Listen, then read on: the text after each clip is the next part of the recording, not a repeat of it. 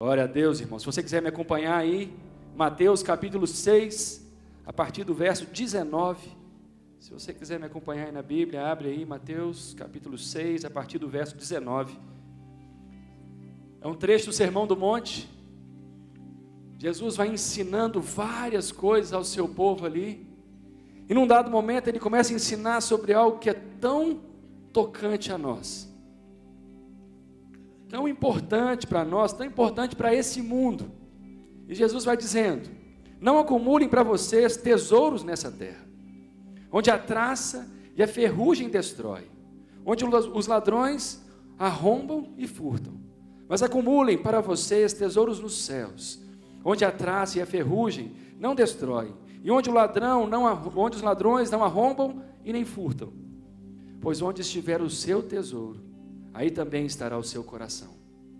Os olhos são a candeia do corpo. Se os olhos forem bons, todo o seu corpo será cheio de luz. Mas se os seus olhos forem maus, todo o seu corpo será cheio de trevas.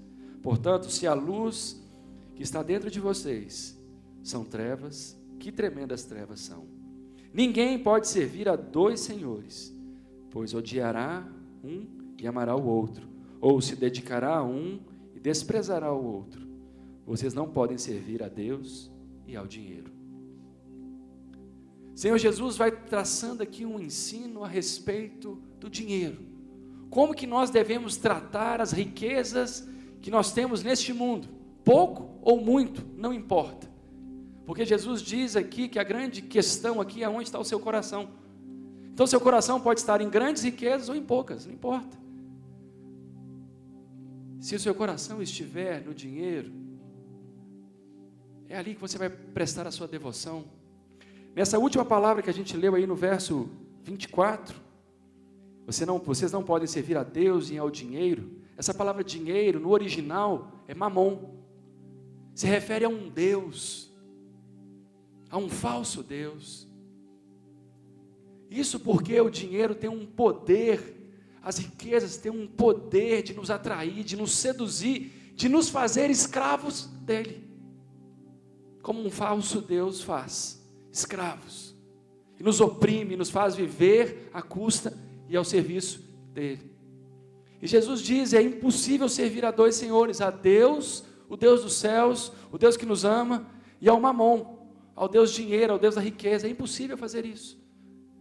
E por isso que eu vejo que esse momento que nós temos de trazer o nosso dízimo, a nossa oferta, é um momento profilático, é um momento de cura. Às vezes a gente acha, isso é a igreja querendo tirar dinheiro do povo. Não, Deus não precisa do dinheiro nosso. Deus não precisa, Ele é dono de todo ouro e toda prata, e Ele traz a provisão aonde Ele quer e quando Ele quer. Por exemplo, nós construímos esse prédio aqui quando a igreja tinha 800 membros. Não foi quando a igreja estava grande. E por um milagre isso aqui surgiu. Por quê? Porque Deus dá a provisão quando Ele quer, onde Ele quer e para quem Ele quer. Ele é Senhor de todo ouro e toda prata. Ele é dono de tudo isso. Mas quando Jesus ensina aqui isso, que é impossível servir a dois senhores, o fato de trazer o meu dízimo aqui, eu dar uma parte daquilo que eu recebi, que é fruto do meu trabalho, eu trazer isso e entregar ao Senhor, para a obra do Senhor, 10%, e 10% não é pouco, é muito. Quando eu faço isso, eu estou chegando na cara desse Deus, chamado mamon, ou na sua tradução também, dinheiro, e dizendo aqui: você não manda em nada na minha vida, você é um nada na minha vida, eu não te sirvo, eu não te obedeço, eu não sou seu escravo, eu sirvo ao meu único Deus, eu não sirvo a você, eu não sirvo a dois senhores, eu não quero agradar a dois, eu quero agradar apenas um, então eu dou com alegria, e ainda dou oferta, ainda dou a mais, porque é melhor dar do que receber. O Senhor Jesus ensina isso, é profilático, nos livra. Isso é exploração? Não, não é. Isso é libertação, é cura, é quebrar a cadeia do inimigo, é quebrar o engano que o mamon, que esse falso Deus traz sobre nossa vida. Então é uma alegria, é com alegria que eu dou.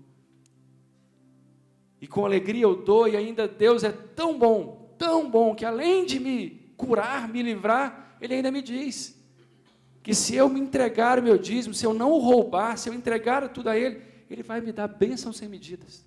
Ele vai abrir os céus, as comportas do céu, e derramarão bênçãos sem medida. Com Deus é assim. Eu obedeço, eu ando no caminho. Eu sou mais abençoado por isso.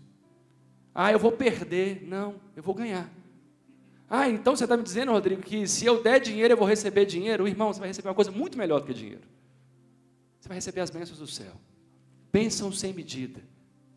Você vai ser próspero. E prosperidade não é só dinheiro, prosperidade é ausência de necessidade. Mas não é só de ausência de necessidade financeira, não. É todo tipo de necessidade.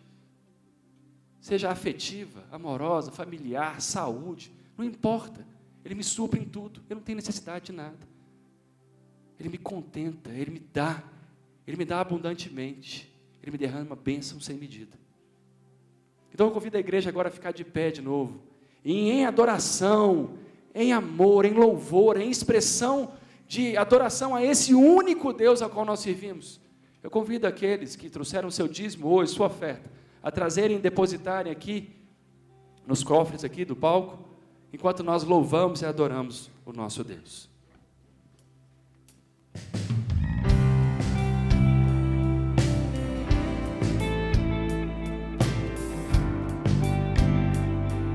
Tu és a nossa provisão, Senhor, o nosso socorro bem presente na hora da angústia. Benditos estamos em Ti, Senhor.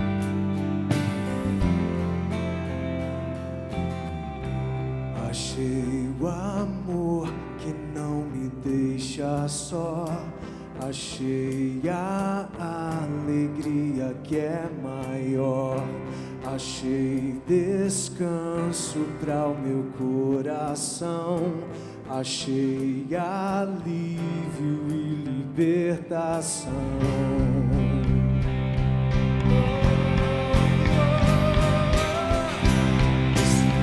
E proteção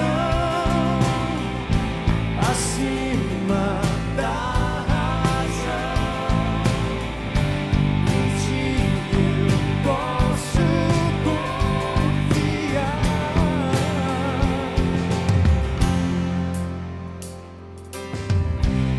És liberdade pra recomeçar. És esperança pra continuar. És meu abrigo quando a chuva vem. Eu deixo tudo e corro para Ti.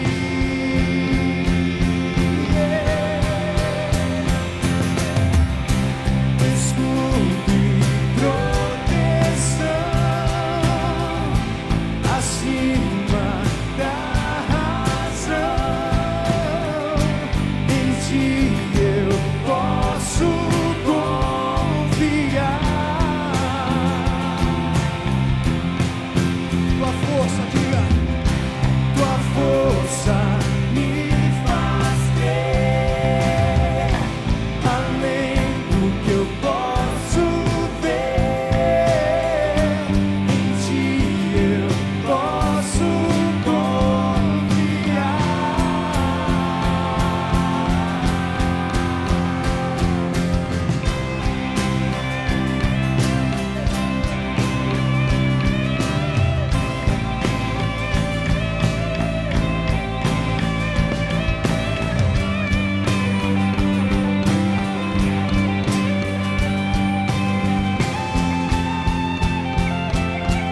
Diga bem forte, eu confio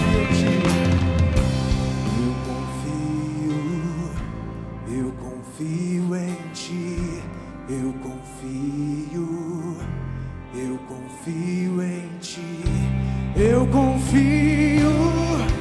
Eu confio em Ti. Eu confio em Ti. Eu confio em Ti. Eu confio em Ti. Eu confio em Ti.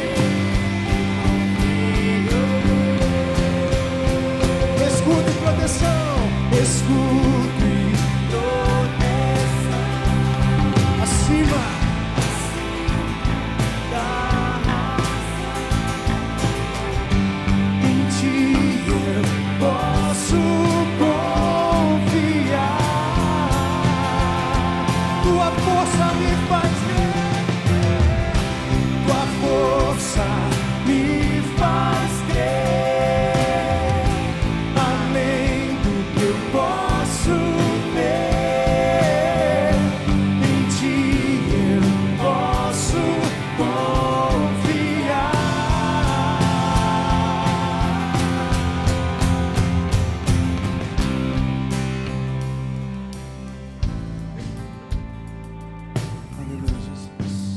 Quantos confiam no Senhor?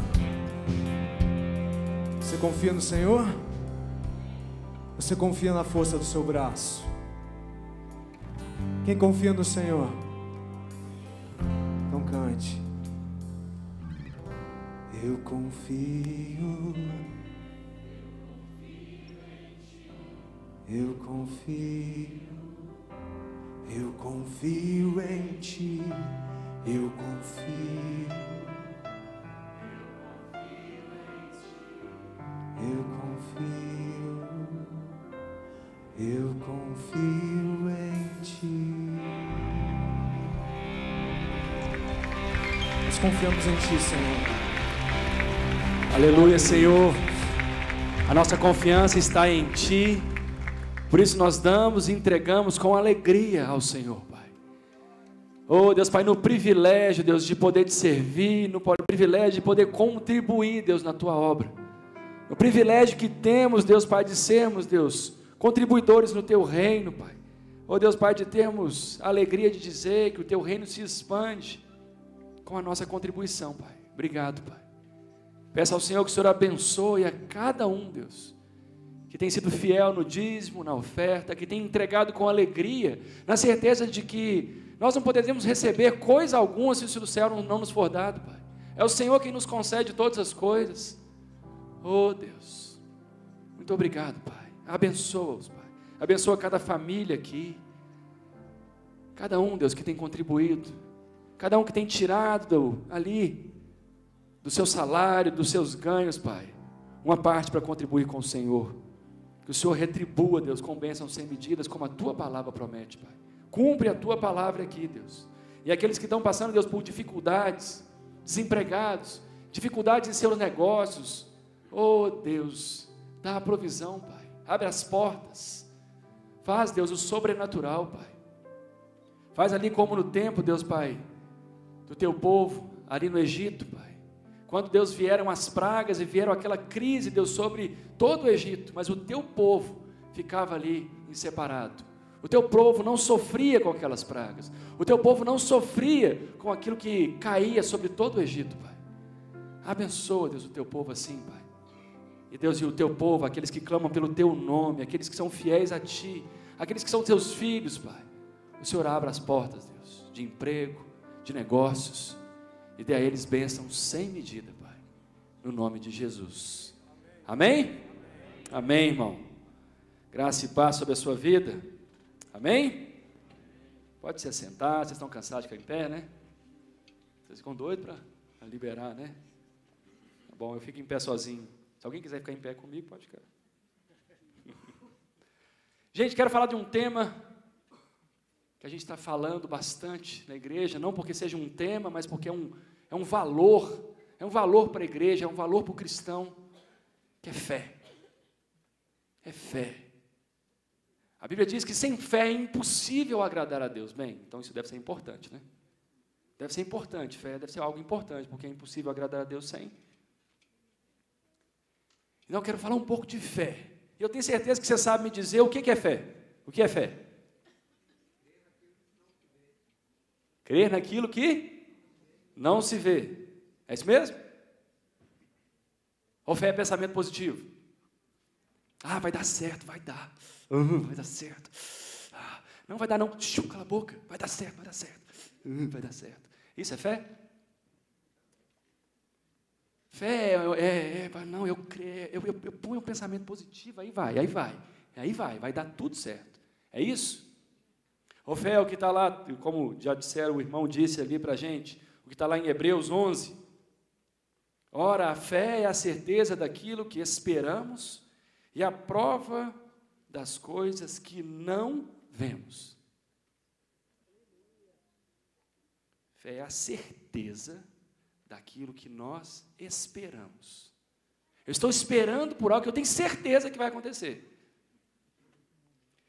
É a prova das coisas que não vemos. Eu tenho prova de algo que eu não vejo. Você está louco? Você já ouviu alguém já te disse, não, você está muito doido, irmão. Você está muito doido, você está acreditando mesmo que isso vai acontecer? Estou. Mas não tem nada, está vendo? Não tem nada indicando que isso vai acontecer. Você está aqui, você continua pensando que isso vai acontecer? Bem, isso é fé. Mas a gente tem aqui ter um parâmetro muito claro. Fé não é algo simplesmente assim, eu não creio, eu não vejo, então eu só espero, então vai acontecer. Isso é fé. Aleatório. Não. Fé é nisso aqui. Fé é na palavra. Fé é na promessa de Deus. No que Ele disse, Ele fará. Eu espero, eu tenho uma esperança consciente. Eu tenho esperança e uma certeza de que Ele fará. Tendo dito Deus, Ele o fará. Então a minha fé tem uma base, tem um alicerce muito claro. Porque se a gente for pensar em fé em geral aí, todo ser humano tem fé, não tem? Todo mundo tem fé. Inclusive você aqui tem uma grande fé, sabia? Por exemplo, você crê, principalmente o pessoal que está debaixo da galeria aí, você tem fé, você crê que os projetistas desse prédio aqui fizeram essas pilastras, dimensionaram essas pilastras, e os pedreiros executaram elas com a devida técnica, e esse mezanino não vai cair na sua cabeça. E a gente que está aqui, esse teto não vai cair na sua cabeça, na nossa cabeça. Isso é fé. Porque a gente não estava aqui no dia que fez. A gente não sabe o tamanho dos vergalhões que estão ali enterrados dentro daquela viga ali. Isso é fé. É crer no que eu não estou vendo. Tem uma viga, mas e daí? E se ela for de isopor? E se ela for de gesso? Você ficou testando? Nenhum de nós testou. Então, fé, todo ser humano tem. De certa forma, todo mundo tem.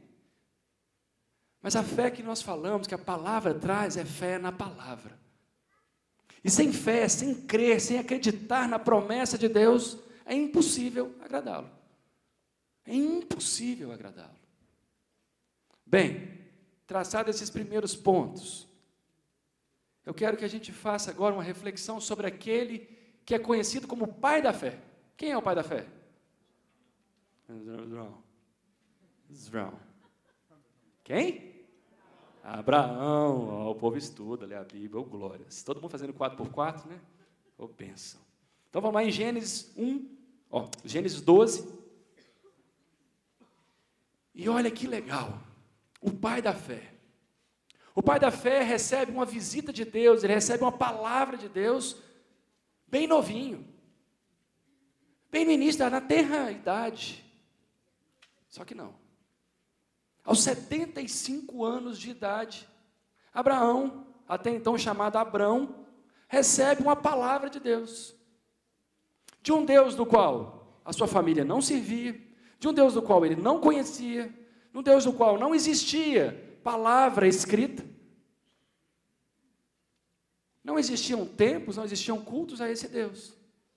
Mas ali em Gênesis 12, a partir do verso 1, descreve o que Abraão ouviu de Deus. Então o Senhor disse a Abraão: saia da sua terra, do meio dos seus parentes e da casa do seu pai, e vá para a terra que eu lhe mostrarei. Farei de você um grande povo e o abençoarei. Tornarei famoso o seu nome, e você será uma bênção. Abençoarei os que o abençoarem e amaldiçoarei os que o amaldiçoarem.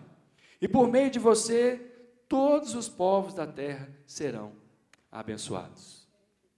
Glória a Deus. Por causa de Abraão, nós somos abençoados. Nós somos todos os povos da terra.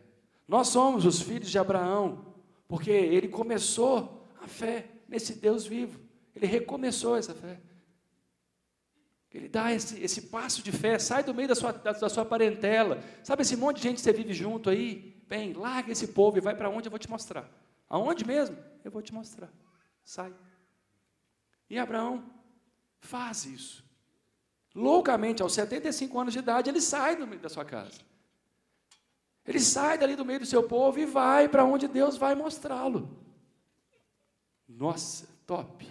Top, não é? Isso que é fé, não é? É isso que é fé. Esse é um homem de fé. Por isso que ele é o pai da fé, não é? Porque ele não titubeou. Ele não fraquejou, não é isso? E aí Deus faz a promessa, né? Farei de você um grande povo. Não é essa parte da promessa? Abraão tinha filho até então? Não, tinha nenhum filho. Mas Deus fala com ele: eu vou fazer de você um grande povo. Ah, eu já sei a história, ele teve Isaac, ali rapidinho. Não. 10 anos se passam, mais 10 anos se passam, aos 85 anos, Abraão ali já longe da sua terra, já longe da sua parentela, longe dos seus pais, ele resolve ter um bate-papo ali com a sua mulher, que até então chamava Sarai. E eles vão dar um jeito de cumprir a promessa. Eles vão dar um jeito de fazer com que a promessa de que a partir de Abraão seriam abençoadas seriam abençoadas a sua descendência, vários povos seriam abençoados, ou seja, ele teria uma longa descendência. 10 anos depois, nada tinha acontecido. Passam-se 10 anos e nada aconteceu. E ele começa a bater um papo com a mulher dele. E a mulher dele fala: ó, Abraão, o negócio é o seguinte, a coisa não está acontecendo. A coisa não está acontecendo, eu acho que a gente precisa de ajudar a Deus para que essa coisa aconteça, para que a gente tenha um filho. Você não teve nenhuma descendência ainda, não teve nada, a gente não teve nada, e aí já estamos velhos. Você já está com 85 anos. Como que nós vamos gerar um filho? Se não for agora, não tem mais jeito. E qual é a brilhante ideia que Sarai tem? Toma minha serva, Agar, que é a minha serva, e gera um filho nela. E esse filho será a sua descendência. Topa? Aí ele topa. Se você seguir aí, Gênesis 16. Gênesis 16, a partir do verso 15. Diz ali: Agar, a serva de Sarai, teve um filho de Abraão, e esse lhe deu o nome de Ismael. Abraão estava com 86 anos de idade, quando Agar lhe deu Ismael. Aos 85 anos, eles têm aquela brilhante ideia de gerar um filho por conta própria, de fazer com que a promessa desse certo, para que eles não tivessem a vergonha de dizer: ô pai, negócio é o seguinte, estou voltando porque a promessa não deu certo, não. Aí, ao contrário, eles falam: não, vamos dar um jeito da promessa dar certo, porque aí o dia que eles tiverem notícia, a coisa está andando, já tivemos um filho. É o filho da minha serva, mas é descendência do meu marido. Pronto, vai andar. Esse é o pai da fé. Bem, mas é isso que Deus prometeu a Abraão? Essa foi a promessa de Deus a Abraão, essa foi a palavra que Deus deu a Abraão. Então, vira a página da sua Bíblia, ou passa aí seu dedo aí no seu celular, aí no Gênesis 17. Passam-se 13 anos, ou seja, Ismael já era um garoto, já era um adolescente. 13 anos depois, mais 10 já são 23 anos que se passaram daquela promessa, da primeira promessa. 13 anos a mais, Gênesis 17, no verso 1, diz: quando Abrão estava com 99 anos de idade, ou seja, ele tinha 86 quando Ismael nasceu, mais 13 anos, 99 anos. Quando Abraão estava com 99 anos de idade, o Senhor lhe apareceu e disse: eu sou o Deus Todo-Poderoso. Ande segundo a minha vontade e seja íntegro. Estabelecerei a minha aliança entre mim e você e multiplicarei muitíssimo a sua descendência. Aos 99 anos, Abraão ouve de novo aquela mesma promessa, a confirmação daquela promessa que ele tinha ouvido aos 75 anos, 24 anos antes. Ele ouve de novo a promessa de Deus falando que faria dele uma grande nação, que multiplicaria ele muitíssimo a sua descendência. A descendência de Abraão seria grande. Pensa, se coloca no lugar de Abraão, 99 anos, um filho da minha escrava. Deus me fala novamente: eu vou te fazer muitíssimo fértil, eu vou te multiplicar muitíssimo. Se coloca no lugar de Abraão. Que a gente vai lendo o texto bíblico e a gente não para pensar na cronologia da coisa, no sentimento que as pessoas passam. Pensa, aos 99 anos ele ouve isso. E Deus é mais específico ainda dessa vez. Vai lá no verso 19, do mesmo capítulo 17. O verso 19 diz: então Deus respondeu: na verdade, Sara, sua mulher, lhe dará um filho, e você lhe chamará Isaque. Com ele estabelecerei a minha aliança, que será a aliança eterna para os seus futuros descendentes. Deus especifica.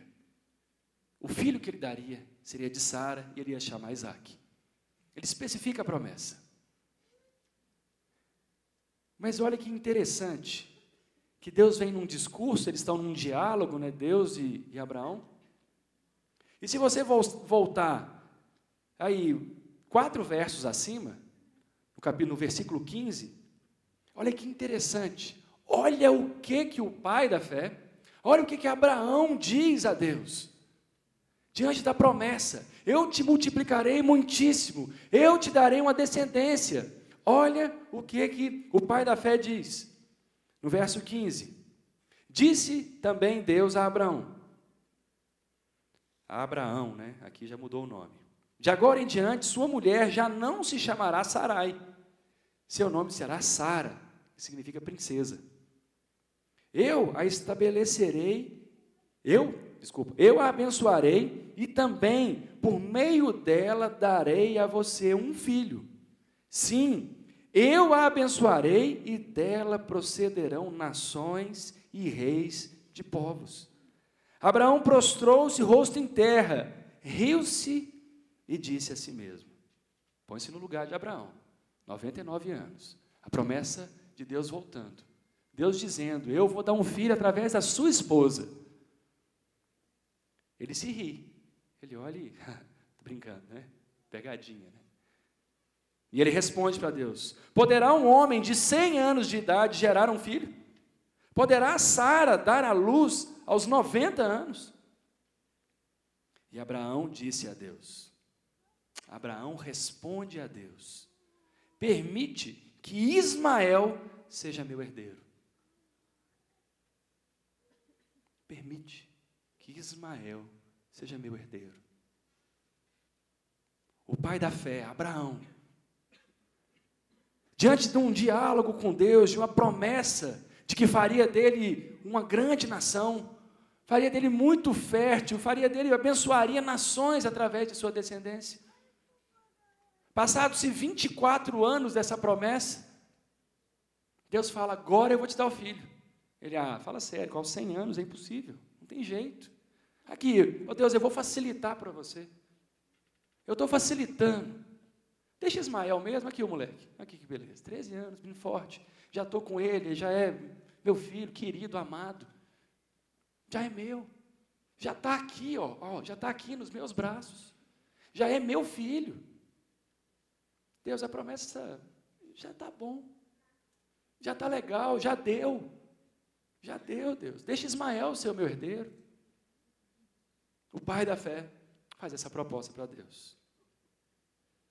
E como nós vimos agora há pouco, né, no verso 19, Deus diz claramente, mais uma vez para ele: é da sua mulher que eu vou te dar, e ele vai chamar Isaque. Ele não vai chamar Ismael. Ele não se chama, a promessa que eu te fiz não é Ismael. A promessa que eu te fiz se chama Isaque, e você vai gerar. Aos 100 anos de idade, você vai gerar um filho que será a sua descendência. Um filho da promessa, um filho que vai cumprir a promessa que eu tenho para você. Parêntese aqui. Será que isso parece um pouco com o que a gente passa diante de Deus? Será que a gente se identifica com esse herói da fé? E ele está lá como herói da fé em Hebreus 11. Ele está lá descrito como herói da fé. Se você quiser ir em Hebreus 11, está lá descrito Abraão em destaque, um dos primeiros ali. Hebreus 11, a partir do verso 11, diz: pela fé, Abraão e também a própria Sara, apesar de estéril e avançada em idade, recebeu poder para gerar um filho, porque considerou fiel aquele que lhe havia feito a promessa. Assim, daquele homem, já sem vitalidade, originaram-se descendentes, tão numerosos como as estrelas do céu e tão incontáveis como a areia da praia, do mar.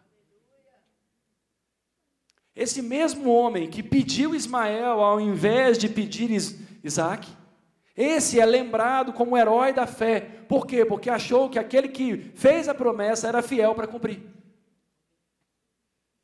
Não, Rodrigo, você deve estar ficando doido. Tem alguma coisa errada nesse cara, tem alguma coisa errada nessa história.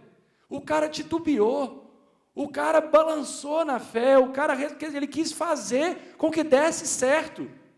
Aquilo que Deus prometeu para ele, ele quis dar um jeitinho, ele quis ajudar Deus, ele quis facilitar, ele quis dar um jeito para que a coisa fluísse, para que Deus não fosse envergonhado. Eu já larguei meus pais, como é que eu vou falar? Meu pai vai pedir notícia de mim e... pai, nada aconteceu. Não, mas tem o Ismael.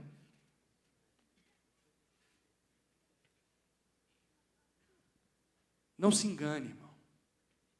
Quando nós lemos a palavra de Deus, a riqueza dela está no detalhe. Ler por ler na correria, às vezes não nos deixa entender ou perceber que tem uma cronologia grande. Às vezes a gente olha para Abraão e pensa assim, Deus chamou ele para sair da terra dele, ele teve a promessa, ele saiu, obedeceu, e foi rompendo em fé, ele teve o filho dele, rompendo em fé, ele foi, subiu no monte, ia matar o filho dele, Deus deu um outro cordeirinho para ele, ele foi, e teve filho, e tal, e tudo deu certo para ele, foi fácil. Não se engane, irmão. Os heróis da fé são homens e mulheres como nós. Abraão era tão homem quanto eu e quanto os homens que nessa sala estão.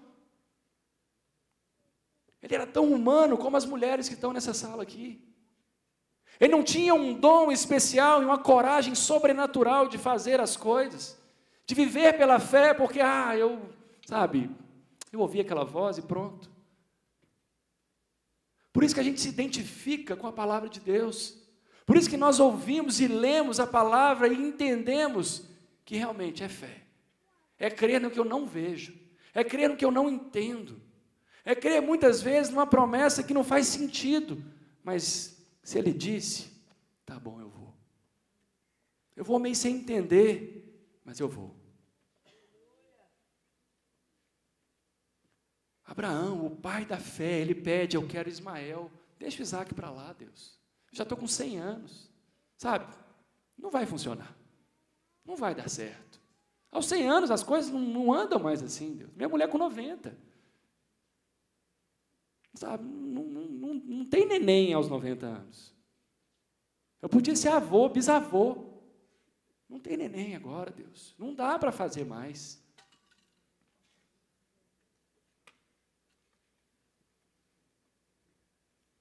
Mas Deus, o Deus Todo-Poderoso, e Ele se apresenta... Se a gente reparar, ele se apresenta novamente no verso 17, quando ele vai reafirmar sua promessa. Ele se apresenta como?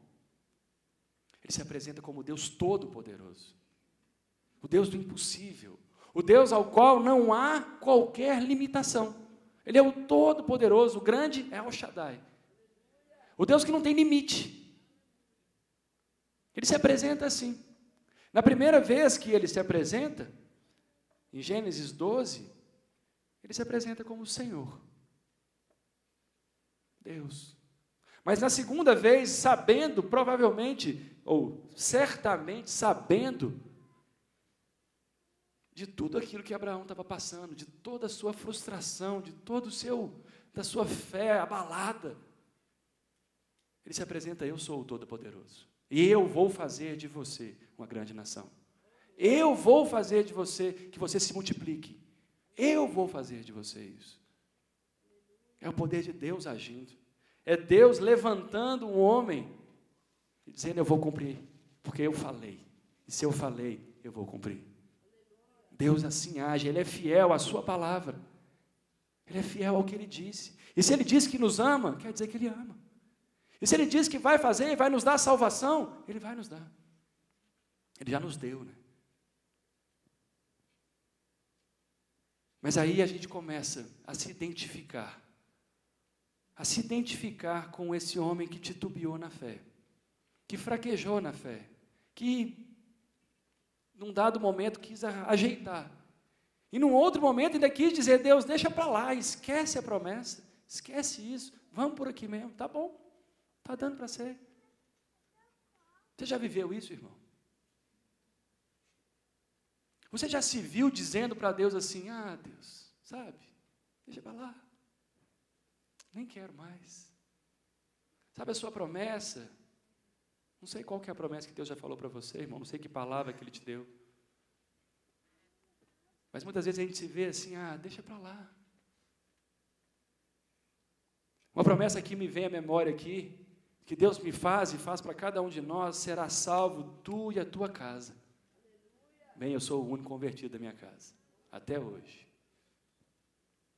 Meus pais não são, meus irmãos não são, mas será salvo tu e tua casa. Deus vai lá e faz um milagre. E por várias vezes, irmão, eu confesso, eu disse, sabe, deixa para lá, Deus, volta, Maranata. Maranata, volta, Deus. Mas eles vão ficar, Deus, na boa. Deixa para lá. Vamos que vamos. Bem, não, pecador, ingrato, sou mesmo, verdade, preciso muito de Deus, preciso muito de fé, melhorar a minha fé, aumentar a minha fé. Mas bem, o pai da fé também viveu isso. O pai da fé também viveu assim. E ele é conhecido hoje como o pai da fé. E olha que interessante, se a gente for relembrar da história de Jesus, se a gente relembrar ali de Marcos, o Evangelho de Marcos, no capítulo 9 ali, acontece algo muito interessante. No Evangelho de Marcos escreve ali, Jesus subiu ao monte com Pedro, Tiago e João. É aquela vez que ele sobe e se transfigura, né? Ele mostra de vestes brancas, tão alvas, uma luz que brilhava dele, que eles mal conseguiam olhar para ele. Eles passam ali um tempo e descem daquele monte. E os outros discípulos ali, os outros que tinham ficado, estavam tentando libertar um jovem de um espírito imundo. Lembra disso? Junto com um pai. E o pai ali clamando e dizendo, filho, alguém liberta meu filho, os seus discípulos estão aqui e não conseguem libertá-lo. E Jesus já dá aquela palavra já de ânimo. Até quando eu vou aguentar essa geração sem fé? Já dá logo aquela palavra de ânimo. E o pai responde, se podes, liberta meu filho. Aí Jesus já responde daquele jeito dele, típico, se eu posso, tudo é possível ao que crê. Tudo é possível ao que crê. Tudo é possível ao que tem fé. Bem, aí logo, né, o pai ficou cheio de fé. Não. O pai honestamente diz a Jesus, eu creio, mas aumenta a minha fé. E o que acontece com o filho dele? É liberto. Imediatamente Deus o liberta. Imediatamente Jesus o liberta, dá ordem para que aquele espírito imundo saia dele e o deixe. O pai disse, aumenta a minha fé. E Jesus cura o seu filho. Esse pai titubeou na fé? Fraquejou, ele se mostrou fraco, pequeno, com a fé bem pequenininha? Sim, mostrou. Mas isso foi impedimento para que Deus agisse? Não. Esse mesmo Deus que atuou em Abraão, atuou nesse pai, Ele atua hoje da mesma forma. Ele atua naqueles que o buscam. Ele atua naqueles que reconhecem a sua pequenez. Ele atua naqueles que reconhecem que, Deus, é só o Senhor mesmo. Deus, aumenta a minha fé. Jesus, aumenta a minha fé, porque por mim mesmo não está indo. Não está. Os seus discípulos tentaram de tudo aqui e numa boa, minha fé está diminuindo. Porque eu vi aqui os homens que o Senhor está treinando, que o Senhor está discipulando, falharem. E falhou tudo aqui, e minha fé está diminuindo. A minha confiança, a minha certeza está cada vez menor. Mas Deus, eu creio no que o Senhor disse. Mas Jesus, eu creio nessa palavra que você disse. Então aumenta a minha fé. Aumenta. E imediatamente o Senhor Jesus liberta aquele menino. E imediatamente aquele menino é liberto. Isso fala para nós de onde provém a fé. A fé não é esforço meu de, eu vou ter fé, eu vou ficar cheio. Não. A fé é dom de Deus. A fé é palavra de Deus. A fé vem pelo ouvir e ouvir a palavra de Deus. Em algumas traduções traz, a fé vem pela pregação da palavra de Deus. A fé vem pelo relacionamento com Deus, pela leitura da sua palavra, pela busca, por uma vida que expressa a fé que eu tenho nele. Quando falamos em fé, não falamos em religião. Quando falamos em fé, não falamos em rituais. Eu creio, por isso eu vou lá no culto e tudo. Eu creio, e por isso eu vivo para o meu Deus. E Abraão, por mais que ele tenha titubeado, ele nunca voltou atrás para a casa dos seus pais. Por mais que ele tenha errado, ele nunca voltou a ser o homem que ele era antes. Ele jamais voltou a buscar os outros deuses, os deuses pagãos, os falsos deuses que a sua família buscava. Ele jamais voltou atrás. Por mais estremecido, por mais incrédulo, talvez, que ele estivesse naquele momento. Esse pai, por mais incrédulo que ele estivesse, ao ver Jesus, ele clama para que Jesus o libertasse aquele filho. Ele poderia muito bem ter dito, esses seus discípulos aqui não fizeram nada, quanto menos você, estou indo embora, obrigado, tchau. Nada vai acontecer. Mas ele persevera, ele busca, ele estabelece, ele reconhece a dependência de Deus, ainda que ele não tivesse talvez fé o bastante para isso.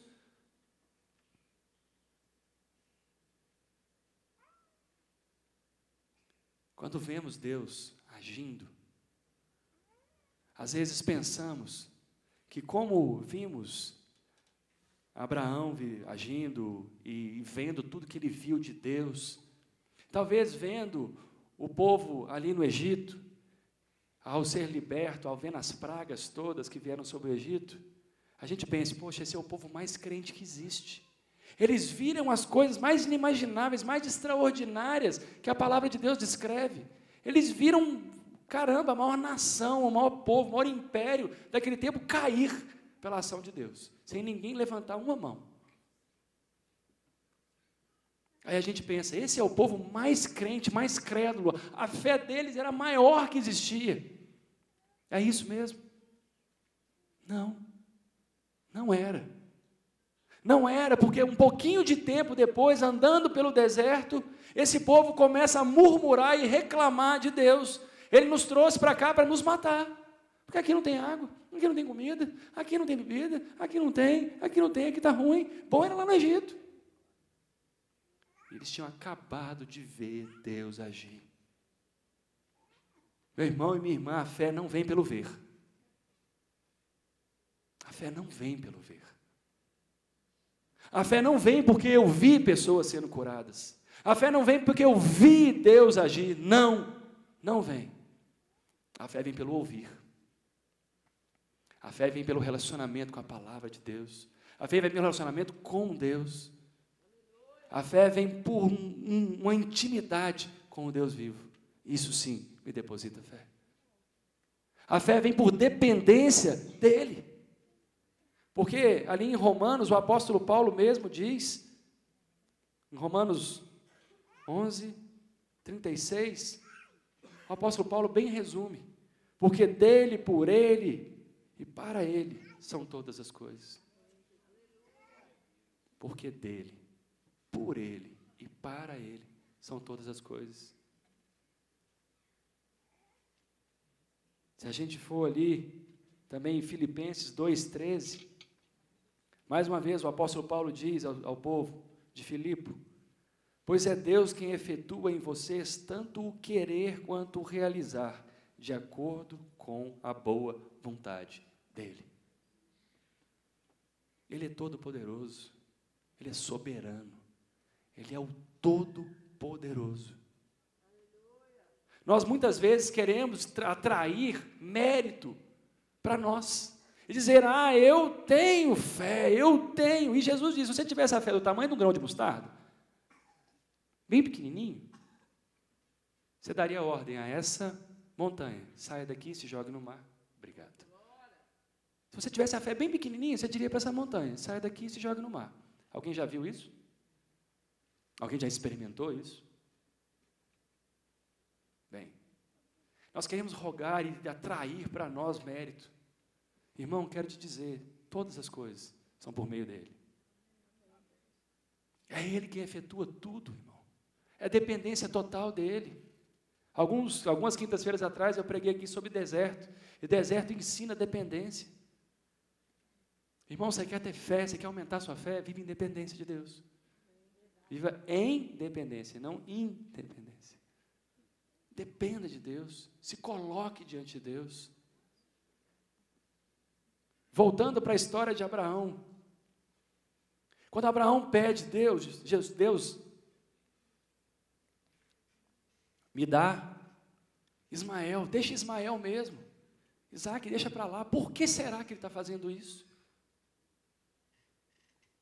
Por que será que Abraão está dizendo para Deus, não, deixa meu moleque aqui mesmo, tá bom, bonitinho, bacana, já está comigo, já sabe plantar, já sabe cuidar das ovelhas. Abraão está apegado ao que ele pode ver, ao que ele pode pegar. Ele está dizendo, esse menino aqui eu já tenho. Eu não quero me encher de expectativa de algo que está por vir, mas eu tenho 100 anos, como? E eu quero me apegar ao que eu vejo. Bem, mas isso não é fé. A me apegar ao que eu vejo, ao que eu sinto, ao que eu posso, isso não é fé. Isso não é fé. É por isso que Abraão diz, deixa Ismael mesmo. Sabe, tem 25 anos que eu estou nessa já. Sabe, eu já me frustrei, Deus, já passei, sabe, chega, tá bom. Ismael já vai bem, abençoa ele e a coisa vai andar. E por causa do pedido de Abraão, de fato, Ismael é abençoado. Apesar de ser retirado dali do meio do povo dele ali, de estar no meio da família de Abraão, ele é abençoado. E Deus fala, eu vou fazer de você, Ismael, uma grande nação. Ele é abençoado, sim, por causa do pedido de Abraão. Mas a promessa de Deus não era Ismael, a promessa de Deus era Isaac. E Deus faz o quê? Deus cumpre a sua promessa. Deus age e faz com que o pai da fé seja levantado. Deus confirma a sua palavra e você acha que a partir disso, Abraão é cheio de fé, ele muda, ele é transformado? Sim. Tanto que passam-se alguns anos após o nascimento de Isaac, quando Deus fala, Abraão, pega o seu filho, Isaac, e apresenta ele em sacrifício para mim, lá no monte. O que Abraão faz? Pega o menino, pega a lenha, pega um burrinho e vai.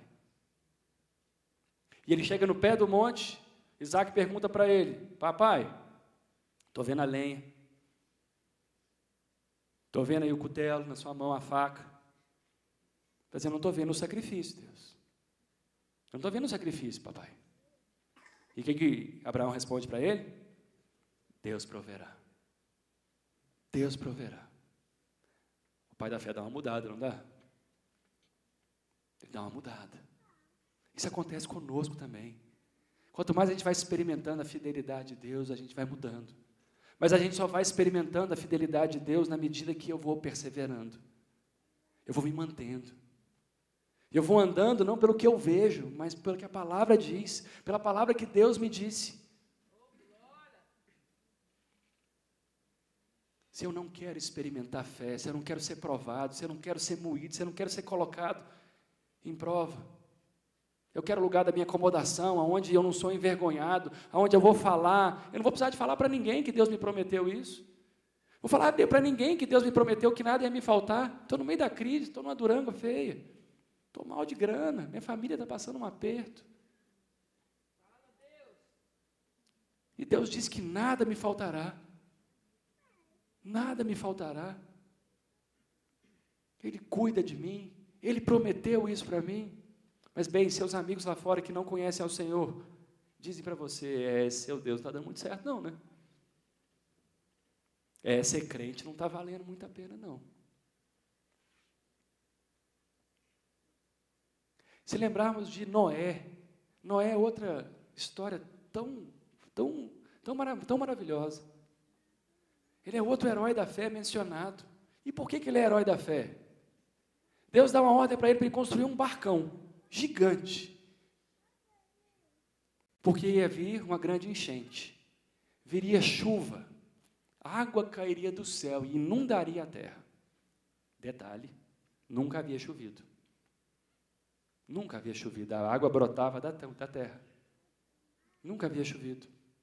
Mas beleza, Noé começou a construir ali, mais ou menos assim, uns 6 meses depois, ele estava com tudo pronto, entrou lá dentro, fechou com os bichinhos ali dentro e foi embora, né?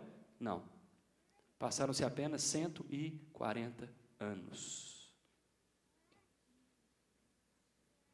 140 anos construindo uma arca, um barco gigantesco, porque viria chuva dos céus e inundaria toda a terra. Você acha que Noé era bem visto no meio do seu povo? Você acha que o que Noé ouvia dos seus colegas? Daqueles que estavam ali ao redor dele? Será que as pessoas aplaudiam e falavam, cara, que homem de fé, que bacana? Ou eles riam dele e falavam, cara, vai cair água do céu, você vai encher esse barco de bicho e vai sair flutuando daqui, e a gente vai morrer, afogado. Tá. 140 anos. Passa 1 ano, passa 2 anos, passa 3, 4, 10, 20, 30. A promessa não vem. Quanto tempo você demora, ou eu demoro, para duvidar da promessa que Deus tem para a sua vida, ou para a minha vida? Quanto tempo demora? Abraão, 25 anos. Noé, mais de 100 anos. E permaneceram. Certamente, eu dou certeza disso, que Noé uma hora titubeou. Algumas vezes ele titubeou, sério, eu errei, eu não ouvi isso, eu estou meio errado. Não sei. Mas na dúvida ele permaneceu. Na dúvida ele continuou. Abraão, na dúvida, continuou. Aquele pai que buscou a Jesus, continuou. Apóstolo Paulo, diante de todas as dificuldades da sua vida, ele continuou. Jesus, diante de toda a oposição que foi dada a ele continuou. E você, irmão? Quanto tempo demora para você começar a duvidar? Quanto tempo demora para você começar a desistir daquilo que Deus falou para você? Deus não é homem para mentir, nem filho de homem para se arrepender do que tenha dito. Essa é a palavra dele. É isso que ele diz para nós.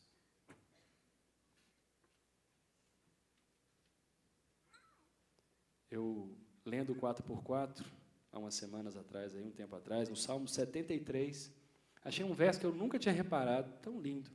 Salmo 73, no verso 25 e 26.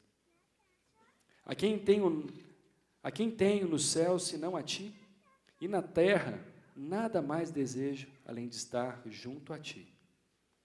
O meu corpo e o meu coração poderão fraquejar, mas Deus é a força do meu coração e a minha herança para sempre. O salmista escreve e reconhece, eu posso até fraquejar. Eu posso até fraquejar no meu corpo, sabe? Meu corpo começar a dar sinais de cansado, de sobrecarregado. O meu coração, e aqui coração é o centro das emoções, centro da inteligência, do ser. As minhas ideias podem até ficar meio confusas, fraquejar nas ideias. Mas eu sei quem é o meu Senhor. Eu sei que Ele cuida de mim. Ele é a minha herança, Ele é a minha esperança. É Ele. A Bíblia não conta a história de homens e mulheres sem erro, indestrutíveis. Homens e mulheres perfeitos, Não. Conta a história de homens e mulheres que depositaram de verdade a sua confiança no Deus Todo-Poderoso, que descansaram nele, que se entregaram a Ele mesmo diante da dúvida, mesmo diante da dificuldade, mesmo diante daquilo que talvez não parecesse mais se cumprir. Vou chamar a banda para subir, vem cá. Mesmo diante daquilo que parecia não mais se cumprir. Não vai mais, o tempo passou, o tempo morreu. O tempo fez isso se acabar. E por isso eu quero te incentivar agora, irmão. É num minutinho de silêncio agora, se você puder fechar seus olhos para desligar de quem está perto de você. Comece a pensar, refletindo em tudo isso que você ouviu. Comece a pensar nas promessas que Deus já fez a você, que você já viu na palavra dEle. Você já conhece da palavra dEle, da promessa que Ele fez a você. Comece a se lembrar dessas promessas. É Deus restaurando, se apresentando a você e dizendo: eu sou o Deus Todo-Poderoso. Eu disse, então vai acontecer. Relembra cada uma das promessas que Ele te fez.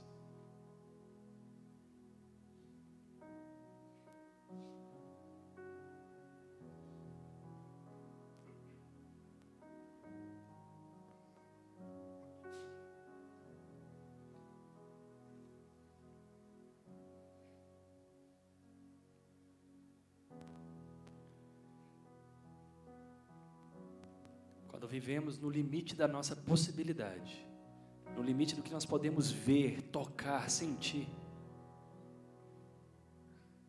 nós experimentamos meias promessas, nós experimentamos meias verdades, meias bênçãos, é tudo meio. Abraão tinha experimentado parte da promessa,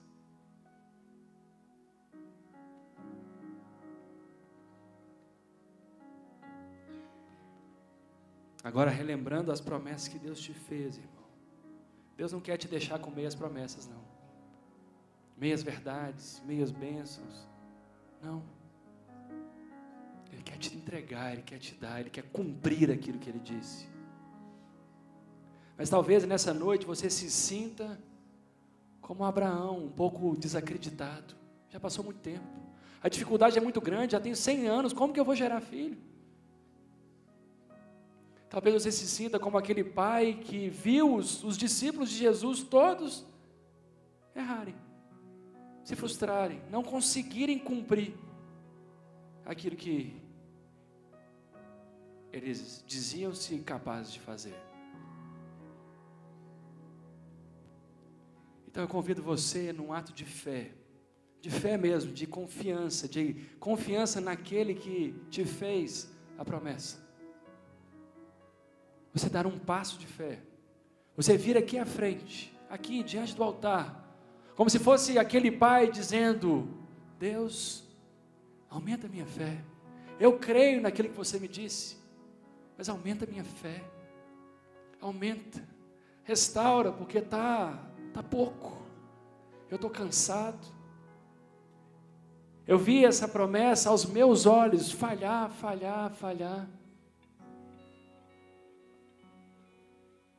eu quero ser renovado, Deus. Eu quero ser cheio. A palavra diz que a fé é dom do Senhor. Então é dom, então é presente. É capacitação do Senhor, é o Senhor quem me dá. Então eu te convido, irmão, vem à frente, vem aqui. Vem aqui num ato de fé mesmo, dizendo: Deus, eu faço o que for preciso, mas eu dou o meu passo. Eu permaneço, eu persevero. Eu não sou daqueles que retrocedem, eu não vou voltar para a casa dos meus pais. Eu não vou desistir e buscar os deuses dos meus pais. Ao contrário, eu permanecerei e verei a tua boa mão me alcançando. Mas esse mesmo Deus que faz a promessa e que diz e declara que sem fé é impossível agradá-lo, Esse mesmo Deus diz que é quem nos dá todas as coisas.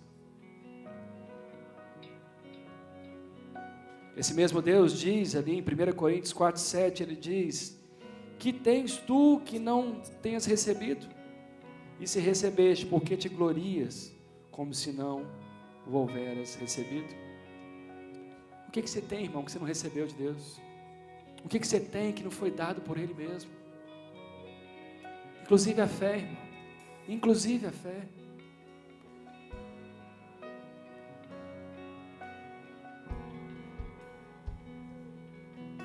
Quando a gente canta esse louvor, pede para Deus. Se coloca diante de Deus e pede: Deus, renova a minha fé, aumenta a minha fé, aumenta. Vai pedindo, orando ao Senhor. Deus Pai, como povo do Senhor, como escolhidos do Senhor, assim como Abraão, assim como Isaac, Jacó, Pai, assim como todo o teu povo que vem sobre essa terra, Deus, nós aqui pedimos ao Senhor, clamamos a Ti, Deus, renova em nós, Deus, a nossa fé, dá-nos mais fé, aumenta a nossa fé, Pai. Oh Deus, aumenta, Pai, não a fé em nós mesmos, não a fé, Deus, naquilo que nós vemos, naquilo que nós sentimos, naquilo que nós podemos tocar e segurar, Deus, mas a fé na Tua palavra, Pai, a fé no Senhor, a certeza de que o Senhor olha por nós, de que Teus braços não estão encurtados, a Tua mão não está fechada, que não possa nos abençoar, Deus. Agindo o Senhor, quem pode impedir, Pai? Tendo dito o Senhor não o cumprirá. Oh Deus, então põe isso no nosso coração, Pai, no coração de cada um de nós, a certeza de coisas que nós não vemos, de que nós não podemos provar, Deus, mas de que nós sabemos que o Senhor nos prometeu. Por isso, Pai, como aquele pai que se prostrou e clamou ao Senhor pelo seu filho, nós aqui nos prostramos, clamando ao Senhor. Nós cremos na Tua promessa, Pai, nós cremos nas promessas do Senhor, mas aumenta a nossa fé, aumenta a nossa fé. Oh Deus, é o que o Teu povo aqui reunido no Teu nome te clama, certos de que o Senhor é o mesmo que agiu com Abraão, é o mesmo que agiu com Noé, é o mesmo que agiu com os heróis todos da fé, e é o mesmo que tem agido por toda a história da humanidade. O Senhor ainda age hoje, o Senhor é o mesmo ontem, hoje e sempre será o Deus Todo-Poderoso, o único Deus de nossas vidas, Deus. Nós Te louvamos e clamamos ao Senhor, aumenta a nossa fé, Pai, em nome de Jesus. Amém, irmão? Amém? Então dá um brado de vitória, dá um glória a Deus ao Senhor. Se alegre no Senhor. E no momento seu de fraqueza, de titubear, de duvidar, volte-se a Ele. Volte-se a Ele. E não se envergonhe de dizer: Deus, aumenta a minha fé. Aumenta a minha fé, eu confio na Tua palavra. E eu não vou nunca vou retroceder. Nunca vou voltar. Vá em paz, irmão. Na fé no nosso Senhor Jesus. Na certeza de que Ele nos ama e nos cuida. No nome de Jesus. Uma boa noite, irmão.